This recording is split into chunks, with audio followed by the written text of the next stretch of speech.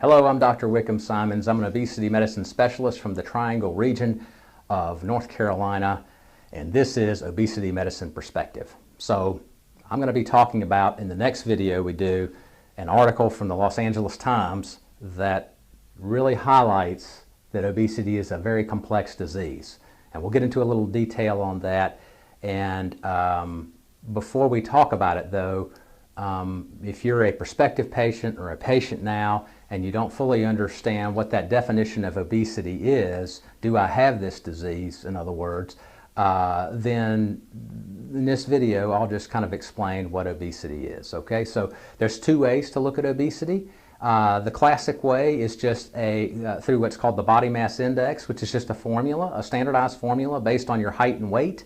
If you have a phone, like an iPhone, an Android, any of those kind of phones, there's free applications you can download. You just plug in your height and weight and it automatically spits out your BMI or your body mass index. Okay, so being obese would be someone who has a BMI of over 30, and it can also be described as someone who has a BMI of over 27 and maybe has a obesity related comorbidity like high blood pressure or diabetes.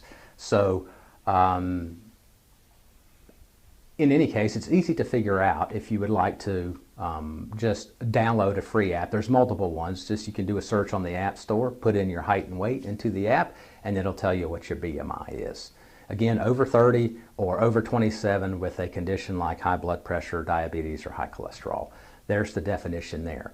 I don't like the BMI as much, though, because the true definition of obesity, in my opinion, is an accumulation of excess body fat. All right, what causes the disease is that when you accumulate excess body fat, the body fat becomes a diseased organ. That's an important concept. Excess body fat becomes diseased. Just like your heart can become diseased, your liver can become diseased, and it starts communicating with all the other organ systems in your body, and the communication is to tell those organ systems to do a lot of very negative things that produce disease.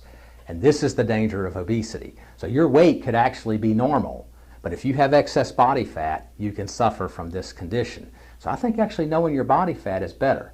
I think men ought to be under 25% on their body fat, and women ought to be under, say, 32%. And we can measure that for you here in the office.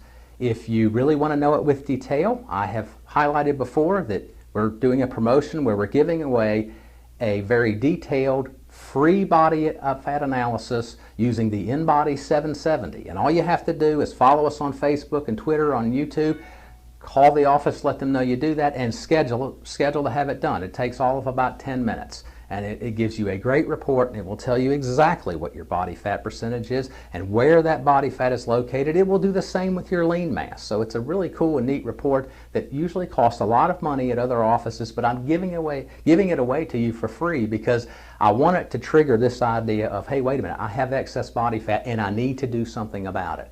It's really important. So if you're a woman and your body fat percentage is over 32%, if you're a man and it's over 25%, even if your BMI is normal, I think you still have the disease of obesity and you're at risk and you actually need to be treated. So there's kind of two ways, again, at looking at it. You can use the BMI method or the body fat method. I think both are acceptable. I think the one that's actually the best, if I had my choice about it, would be knowing the body fat percentage. So that'll be important to know when we get into our next video and we talk about obesity as a disease and what the ramifications of that is.